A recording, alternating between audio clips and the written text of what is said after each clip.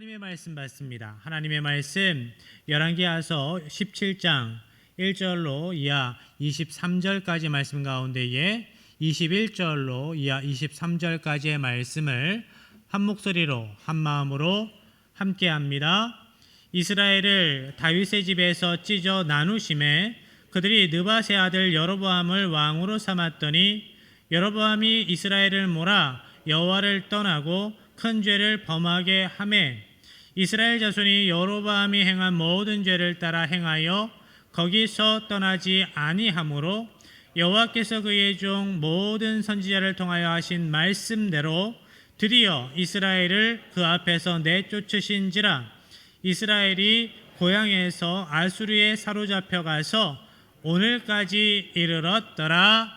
아멘. 한 가지 질문으로 설교를 시작하려고 합니다. 긴장하십시오. 학교 다닐 때 어떤 과목이 제일 싫으셨습니까?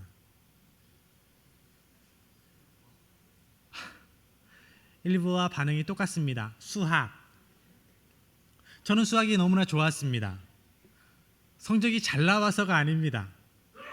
답이 딱 떨어지는 게 마음에 들었어요. 언제나 답이 딱 떨어지는 그 과목이 좋았습니다. 그런데 많은 학생들이 수학 어려워하지요. 영어가 어렵다는 학생도 있고. 그런데 그 많은 과목 가운데에 이걸 빼놓을 수 없습니다. 역사. 역사 좋아하셨습니까? 역사를 싫어하시는 많은 분들이 있더라고요. 학생들 중에도 역사를 어려워하는 학생들이 많습니다. 수많은 연도를 외워야 하고 지명을 외워야 하고 이름을 외워야 합니다. 그래서 역사를 많이 어려워하는데, 그렇지만 그럼에도 불구하고 역사를 안 배울 수는 없습니다. 예전에 역사가 정규 교육과정에서 빠진다라는 이야기를 듣고 너무나 이상했습니다. 어떻게 그럴 수 있나 싶었습니다. 역사를 잊은 민족에게는 미래가 없다라는 말씀이 있지요. 역사 가운데에서 역사를 통해서 배우지 못한 민족은 역사에서 사라지게 될 것이다 라는 의미입니다. 그 말이 현실이 된 민족이 있습니다. 오늘 본문 말씀에 나오는 북이스라엘입니다. 북이스라엘이 왜 멸망했는가? 그 이유를 본문을 통해서 살펴봅니다. 먼저 북이스라엘은 역사의 주관자이신 하나님을 의지하지 않았기 때문에 멸망했습니다. 북이스라엘의 마지막 왕 호세아, 그 사람은 강대국들 사이에서 이렇게 해야 되나 저렇게 해야 되나 갈팡질팡했던 왕이었습니다. 그 이전 왕들도 그러기는 마찬가지였습니다. 이스라엘은 강대국 애굽과 아수르 사이에서 외줄타기를 하다가 조금 더 힘이 강한 것 같다 그러면 그 나라에 붙어서 나라의 운명을 거기에 걸어버렸습니다. 호세아는 왕이 된 후에 강대국 아수르의 살마네셀 왕에게 자진해서 조공을 바칩니다. 그리고 제가 왕의 종입니다. 제가 잘 섬기겠습니다 라고 해요. 그러다가 아수르의 나라의 정권이 바뀌는 시기가 있었습니다. 살마네셀이 무서운 왕이었는데, 전쟁에 능한 왕이었는데, 다른 왕이 등극하니까 이 아수르가 힘이 없어지겠구나, 정치가 혼란해지는 상황 가운데에 우리가 어떻게 할까 생각하다가 이번에는 애굽에 붙습니다. 애굽을 등에 업고 아수르에 보내던 조공을 보내지 않습니다. 그 모습을 아수르는 가만히 보고 있었을까요? 아수르 왕이 군대를 일으켜서 사마리아로 쳐들어옵니다. 그래서 친애굽 정책으로 돌아선 호세아를 포로로 잡아갑니다. 사마리아 성을 에워싸서 3년 동안 에워싸서 결국에는 완전히 함락시켜버립니다. 그래서 북이스라엘은 완전히 사라집니다. 수많은 이스라엘 백성들이 그 처참한 상황을 만났습니다. 수많은 백성들이 포로로 끌려갑니다. 사르곤 왕의 아수르 사르곤 2세의 비문을 보면 이런 글이 적혀 있어요. 사마리아 출신 남자만 27,290명을 포로로 끌고 왔다. 3만 가까이 되는 남자들을 끌고 왔다. 그러면 더 많은 수의 여성들이 포로로 끌려갔을 겁니다. 사진 한번 보죠. 대형 박물관에 아수르관에 보면 수많은 유물들이 있습니다. 영국 사람들이 자기들의 점령한 땅에서 문화재들을 가지고 가는데, 약탈해 갔는데 옛날에 그 수가 어마어마해요. 그리고 엄청나게 그 유물을 가져갔다는 게 눈으로 확 보이는 게 성전이나 성벽에 있는 조각들, 부조된 그 벽을 통째로 뜯어옵니다. 완전히 다 뜯어와서 쫙 전시해 놔요. 그 가운데에 한 석판입니다. 보시는 게, 그것을 살펴보면 아수르 유적지의 벽면을 통째로 뜯어온 저거를 살펴보면 이스라엘이 아수르에 멸망당해서 포로로 끌려가는 모습이 새겨져 있습니다. 오른쪽 중간 아래 이쯤을 보면 저게 무슨 그림일까요? 사람 살을 벗기는 그림이에요. 사람 살갗을, 껍질을 벗겨서 고문하는 겁니다. 그리고 입술에, 아랫입술에, 혀에 구멍을 뚫어서 쇠사슬을 꿰서 끌고 가는 모습, 여러 가지 눈에 담기도 힘든 그러한 참담한 모습이 벽에 저렇게 조각되어 있습니다.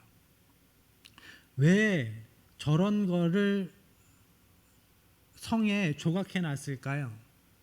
다른 나라의 사신들이 왔을 때 저런 것들을 보여주는 겁니다. 우리나라가 이렇게 힘이 세, 우리나라의 너희들이 대들면 너희들도 저렇게 참담하게 죽을 수밖에 없어 라는 것을 보여주면서 협박하는 거죠.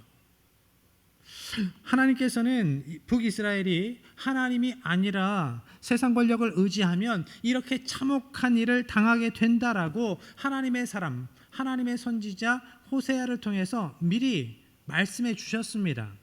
호세아서 7장 10절 11절입니다. 이스라엘의 교만은 그 얼굴에 드러났나니 그들이 이 모든 일을 당하여도 그들의 하나님 여호와께로 돌아오지 아니하며 구하지 아니하도다. 에브라임은 어리석은 비둘기같이 지혜가 없어서 애굽을 향하여 부르짖으며 아수르로 가는도다. 아멘.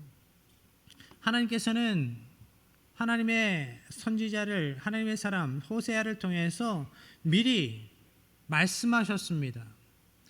이스라엘이 어리석은 비둘기같이 행할 것이다. 그런데 어리석은 비둘기, 무슨 비유일까요? 북이스라엘이 애굽과 아수르 사이에서 두리번두리번합니다. 갈팡질팡하고 어떻게 해야 되지? 어떤 나라에 붙어 먹어야 되지? 생각하는 그 모습을 묘사한 거예요. 비둘기를 자세히 살펴보면 얘가 머리를 가만히 두지를 못합니다. 먹을 때도 그렇고 다닐 때도 그렇고 머리가 계속 왔다 갔다 왔다 갔다. 그 모습을 비유로 설명하시는 거예요. 야, 애굽 봤다가 아수르 갔다가 압수르 봤다가 애굽 봤다가 그러다가 죽는 거야. 그러다가 죽을 거야.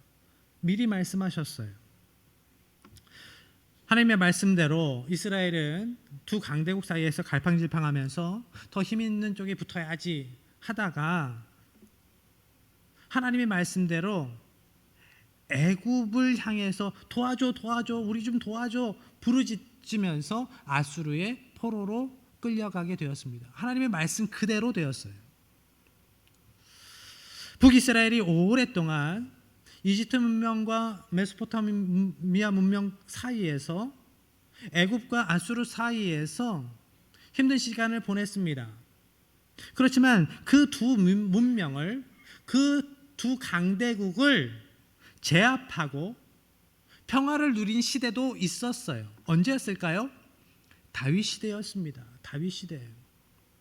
다윗 시대에 어떻게 두 강대국을 누르고 평화를 이룰 수 있었을까? 다윗에게 닉네임이 있죠. 하나님의 마음에 합한 자입니다. 하나님께서 보시기에 마음에 흡족한 사람이 다윗이었어요. 왜요? 하나님을 다윗이 전적으로 의지했기 때문에. 세상의 힘, 세상의 권력이 아니라 하나님을 의지했기 때문에, 상황을 핑계 삼지 않고 하나님을 의지했기 때문에 하나님께서 다윗을 보실 때 마음이 좋으셨어요. 흡족하셨습니다.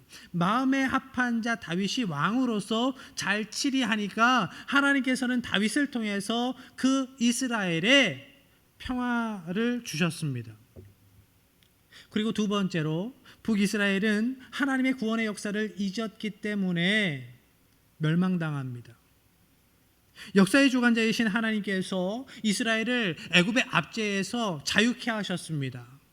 노예였을 때예요. 힘이 없을 때, 다른 나라의 도움이 없을 때 오롯이 하나님께서 그들을 구원하신다라는 것을 보여주셨어요. 이것은 하나님의 은혜다, 하나님의 능력이다라는 것을 보여주시면서 그들을 종되었던, 노예되었던 그 땅에서 끄집어내셨습니다.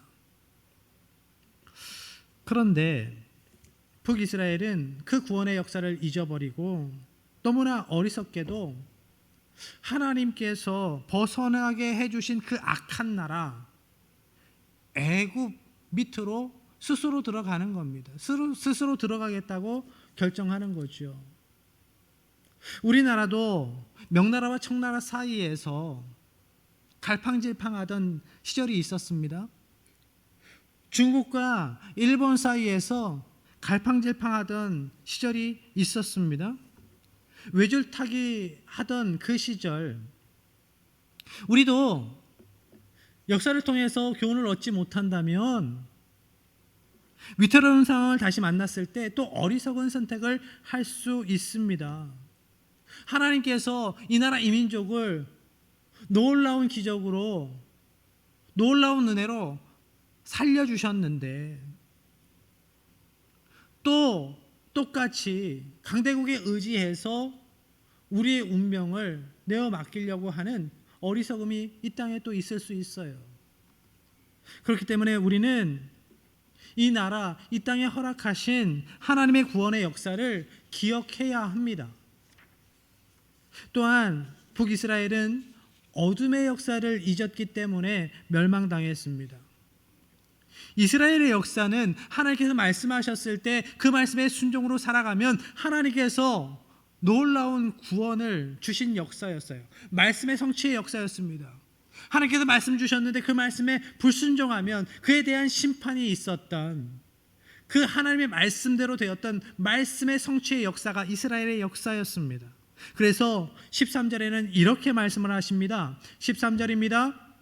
여호와께서 각 선지자와 각 선전자를 통하여 이스라엘과 유다에게 지정하여 이르시기를 너희는 돌이켜 너희 악한 길에서 떠나 나의 명령과 율례를 지키되 내가 너희 조상들에게 명령하고 또 내 종 선지자들을 통하여 너희에게 전한 모든 율법대로 행하라 하셨으나. 하나님의 말씀을 들어라. 그 말씀에 순종해라. 그 말씀에 순종으로 살아가면 된다. 살 것이다. 그렇지만 그들은 하나님의 말씀을 듣지 않았습니다. 도리어 그들은 교만해졌습니다. 목이 곧아졌어요. 14절로 이어갑니다. 그들이 듣지 아니하고 그들의 목을 곧게 하기를 그들의 하나님 여호와를 믿지 아니하던 그들 조상들의 목같이 하여. 그들의 조상들이 하나님의 말씀에 불순종해서 나라가 갈라지고 얼마나 처참한 지경 가운데에 처했는지, 역사 가운데에 그 처참한 그 어둠의 역사를 기억하지 못했기 때문에, 그 역사를 통해서 배우지 못했기 때문에 뭣도 없이 목이 곧아지고 교만해졌기 때문에 그들이 망한 길로 걸어갔습니다. 다크 투어라는 것이 있습니다. 여행 갈 때 어디 가보고 싶으세요? 풍경 좋은데, 먹거리도 좋고 볼 것도 많은데 아름다운데, 그런데 그런 것도 여행지로 여행을 다니지만 다크 투어라는 곳은 그렇게 풍경이 아름다운 곳을 여행하는 것이 아닙니다. 인간이 저지른 어두운 과거 현장을 돌아보면서 그렇게 여행하는 것, 다크 투어라고 해요. 400만 유대인을 학살했던 아우슈비츠 수용소나 200만 양민을 학살했던 그 현장, 킬링필드, 많은 독립투사를 가두고 고문하고 죽였던 그 현장, 서대문 형무소, 그런 곳을 가서 그 어두운 역사를 기억하면서 교훈을 얻는 겁니다. 아름답고 자랑스러운 역사도 좋지요. 그렇지만 부끄러운 역사, 어둠의 역사를 통해서 더 큰 교훈을 얻을 때가 많습니다. 열왕기는 어둠의 역사를 많이 담고 있어요. 왜 망했는지, 어떻게 망해갔는지. 오늘 본문 말씀에는 북이스라엘이 왜 망했는지, 어떻게 멸망해 갔는지를 설명하고 있습니다. 북이스라엘이 멸망한 이유는 그들이 그들의 조상처럼 하나님의 말씀을 저버리고 하나님의 말씀에 불순종했기 때문이라고 말씀하세요. 그들이 그들의 조상처럼 하나님이 아닌 세상의 헛된 신들, 우상을 숭배하다가 그렇게 죽어갔다고 말씀합니다. 그러한 삶을 하나님께서 보시면서 진노하셨기 때문에 그들은 죽을 수밖에 없었다. 역사 속에서 사라질 수밖에 없었다. 이스라엘은 교만해져서 그들의 조상처럼 하나님을 버리고 허무한 것을 따라 허무한 길로 걸어갔다 말씀합니다. 여러분, 가장 참담한 어둠의 역사는 뭘까요? 영원히 죽는 것, 영벌에 처해지는 것, 그것보다 더 참담한 역사는 없습니다. 그래서 영원한 어둠 가운데에 들어가는 것을 하나님께서 안타까워 보시기 때문에 화를 내시는 거예요. 나의 백성들이, 나의 자녀들이 우상 숭배해서 영원한 어둠 가운데에 들어가는 것을 안타깝게 보시기 때문에. 그렇지만 하나님께서는 공의의 하나님이시기 때문에 결국 심판하실 수밖에 없기 때문에 계속 화를 내시면서도, 말씀으로 계속 때리시면서도 기다리시는 겁니다. 그렇지만 하나님은 결국 심판하셔야 해요. 23절입니다. 함께합니다. 여호와께서 그의 종 모든 선지자를 통하여 하신 말씀대로 드디어 이스라엘을 그 앞에서 내쫓으신지라. 이스라엘이 고향에서 아수르에 사로잡혀 가서 오늘까지 이르렀더라. 아멘. 하나님의 심판의 말씀이 실행됩니다. 아수르가 사마리아를 점령하고 북이스라엘은 완전히 역사 속에서 사라지게 되죠. 북이스라엘 백성들을 그리고 강제 이주시킵니다. 그런데 성경은 이러한 일을 하나님께서 미리 하나님의 종을 통해서 알려주셨다. 그리고 그 말씀대로 그렇게 되었다라고 말씀하십니다. 호세아서 9장 17절의 말씀입니다. 그들이 듣지 아니함으로 내 하나님이 그들을 버리시리니 그들이 여러 나라 가운데에 떠도는 자가 되리라. 아멘. 하나님의 종 호세아 선지자를 통해 주신 이 하나님의 심판의 말씀이 북이스라엘의 마지막 왕 호세아 때에 이루어졌다. 무슨 의미일까요? 하나님께서는 북이스라엘의 멸망이 하나님의 말씀대로 되었다라는 것을 보여주시는 장치입니다. 그러니 너희들은 이렇게 살아가면 안 돼, 이렇게 죽어가면 안 돼라고 그렇게 말씀하시는 겁니다. 하나님의 말씀대로 그들이 아수르의 점령지 여러 나라로 아수르 제국의 동쪽 끝, 북쪽 끝으로 강제 이주당합니다. 우리나라에도 그런 처참한 역사가 있었죠. 동토에 떨어져서 아무것도 없는 데에서 굶어 죽고 얼어 죽고, 그들도 아무것도 기반이 없는 땅에 떨어져서 살아가는 겁니다. 그리고 그곳에 있었던 다른 민족, 그들이 이제 북이스라엘로 그 땅으로 이주해 옵니다. 그래서 섞여서 살아가게 되지요. 그때부터 북이스라엘의 백성들이 다른 민족과 결혼을 합니다. 그래서 혼혈인들이 많이 생겨요. 사마리아인이라고 불렀습니다. 그런데 국제 결혼했다, 그 정도로 끝나는 것이 아닙니다. 그 당시의 상황 가운데, 그 당시 문화 가운데에서 국제 결혼을 하면 다른 민족의 문화가 들어오는 거예요. 다른 민족의 종교가 섞이는 겁니다. 문화와 종교가 섞이게 된다. 그 결과로 이스라엘 땅에는 여호와 하나님도 섬기고 이방의 우상도 섬기는 종교 혼합주의가 생겨나게 됩니다. 혼합 종교. 호세아서 7장 8절의 말씀입니다. 에브라임이 여러 민족 가운데에 혼합되니 그는 곧 뒤집지 않은 전병이로다. 하나님께서는 그들의 신앙이 이방의 그 종교와 혼합되면 그들이 뒤집지 않은 전병같이 될 것이다 라고 말씀하세요. 무슨 의미일까요? 무슨 의미일까요? 뒤집지 않은 전병. 호떡 구워 보셨습니까? 빈대떡 구워 보셨습니까? 명절에 가장 힘든 일 가운데에 전을 부치는 일, 그것은 막내가 합니다. 힘드니까 여럿이 앉아서 이런저런 얘기를 나누면서 전을 부치지요. 그런데 이야기가 재미있어서 뒤집는 것을 잊어버리면 어떻게 되죠? 홀랑 타버립니다. 빈대떡 타버리면, 전이 타버리면 어떻게 해야 됩니까? 미운 내 남편에게 먹어야요. 그럴 수 없죠. 버려야 되죠. 그렇게 된다는 말씀이에요. 그렇게 된다는 말씀이에요. 그 말씀대로 이스라엘이 혼합되어서 버려졌습니다. 이렇게 하나님께서 호세아 선지자를 통해서 미리 말씀하신 대로 북이스라엘은 역사 가운데에서 사라지게 됩니다. 버려진 민족. 믿는다 하면서도 삶 속에서 일어나는 일들, 그 일들이 하나님의 말씀과는 상관없다라고 생각하는 이들이 있어요. 나라의 흥망성쇠에 대해서도 지도자가 잘못한 거야 라고 끝.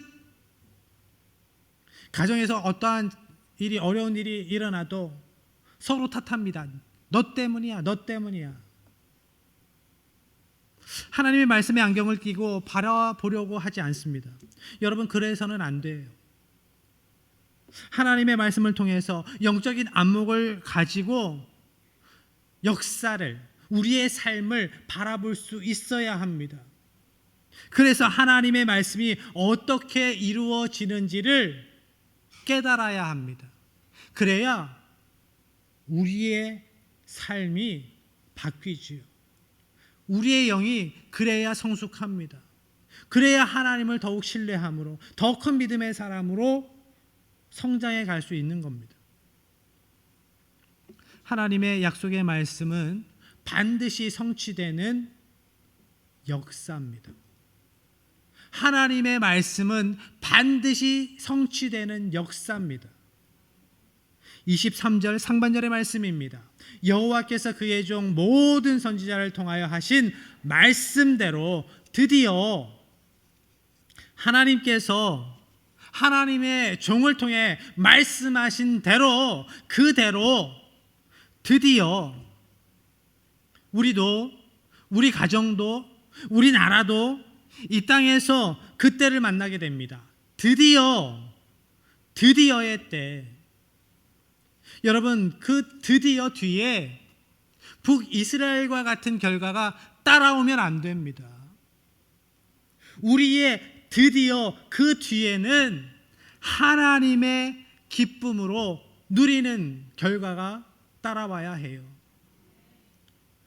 드디어 하나님의 복의 말씀이 우리 가정에 성취되었습니다. 드디어 하나님의 회복의 말씀이 우리의 일터에 성취되었습니다. 드디어 하나님의 복의 말씀이 부흥의 약속이 우리 교회에 성취되었습니다. 드디어 우리나라가 하나님의 말씀대로 다시 선교 강국으로 세워졌습니다. 이러한 결론을 위해서 우리는 하나님의 은혜를 기억해야 합니다. 하나님의 은혜의 역사를 기억하고 또한 우리가 불순종해서 죄에 빠져서 참담한 생활을 했었을 때 어떠한 죄의 결과로 우리가 살아왔는지 그것을 기억하며 죄를 멀리해야 합니다. 그리고 무엇보다 이러한 역사의 주관자이신 하나님께 이제 우리의 자녀의 삶을 내어 맡기고 하나님의 말씀의 성취를 기대하면서 믿음으로 순종으로 살아가야 합니다. 바라기는 하나님의 은혜를 사모하며 죄를 멀리하며 하나님의 뜻 가운데에 살아가기를 결단하는 여러분의 삶 가운데에 역사의 주관자이신 하나님의 능력이 생생히 부어지고 놀라운 복으로 살아가는 귀한 은혜의 스토리가 풍성히 넘쳐나기를 주님의 이름으로 간절히 축복합니다. 이 시간 우리가 하나님의 은혜의 역사를 기억하며 말씀의 순종자로 살아가겠습니다. 이 나라를, 우리의 가정을, 우리 교회를 주님께서 굳건히 붙잡아 주시옵소서 간구하는 마음으로 찬양하고 기도합니다.